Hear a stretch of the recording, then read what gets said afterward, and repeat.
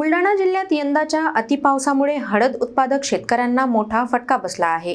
जमिनीत कायम ओलावा राहिल्याने हळदीचे कंद सडले, तर पीक 1 महिना आधीच काढणीला आल्याने उत्पन्नात मोठी घट झाली आहे। पारंपरिक रब्बी आणि उन्हाळी पिकांऐवजी अधिक उत्पन्नाच्या अपेक्षेने बुलढाणा जिल्ह्यातील अनेक शेतकरी हळद पिकाकडे वळले होते।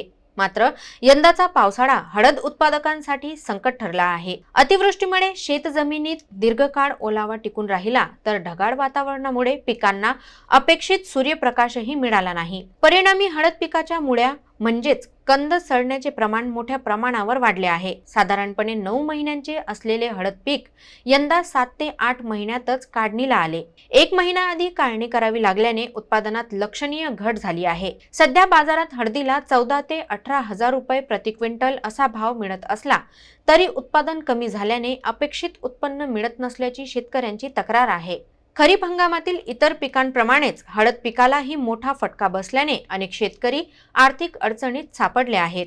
पुढील हंगामात हळद लागवड करावी की नाही याबाबत शेतकऱ्यांमध्ये संभ्रम आहे। जर हवामानातील अनिश्चितता अशीच राहिली तर बुलढाणा जिल्ह्यात हळद पिकाचे क्षेत्र घटण्याची शक्यता व्यक्त केली जात आहे।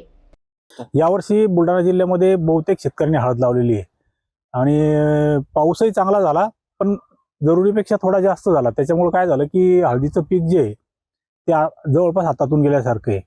म्हणजे जास्त पाऊस झाल्यामुळे जमिनीमध्ये ओल जास्त प्रमाणात आली, सूर्यप्रकाश कमी मिळाला आणि कंद सड जी आहे ती जास्त लागली। आता हे पीक तयार झालेलं आहे, म्हणजे शेवटची स्टेपवर आहे, परंतु 2 दिवसामध्ये एकदम पिवळं पडलेलं आहे। म्हणजे हिरवेपणा त्यातला जवळपास गेलेला आहे आणि हा कालावधी घटला त्याचा 1 महिन्याने जवळजवळ। त्याच्यामुळं याचं उत्पन्नावर मोठ्या प्रमाणात परिणाम होणार आणि हळदमध्ये घट होणार।